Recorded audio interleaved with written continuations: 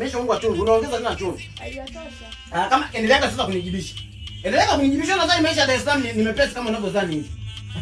Ukadilia sasa huo ugali. Yaani mawazo yako ina maana unaishi ugali hautashiba.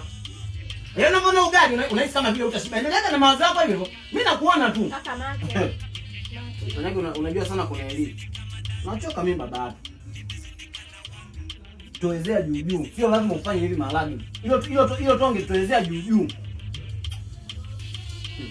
Nachoka mimi baba yako. Kama hapo naongea naonekana na maneno. Matokeo sio lazima uje kusikilizia dawa. Ndio maana mimi mama yenu nilikuwa namwambiaje, ni huko Dar es Salaam maisha sio rahisi kama mnavyofikiria. Wanasema tu nendeni mkasubiri matokeo kwa baba yako. Hizi vitu lazima nianzaga kulea watu tena. Hizi vitu tena nianzaga kufikiria na nyinyi tunakula nini? Nimeshazoea mimi nanuaga nusu kilo. Nanunua nusu kilo ya mchele. Haya nimeshakuja kama hivi sasa niangalia ugali. Ugali ulikuwa sisi na mama tunakula hata wiki moja. Napika ugali siku moja eti nakula na watu wawili. Kisa mmetoka mkoani eti kisa nataka mshibe. Hata kama mmetoka nao unga mkoani, hata kama mmetoka na unga, lakini hizi sio kipimo. Mimi waga sipimi hivi ugali. Sipimagi hivi.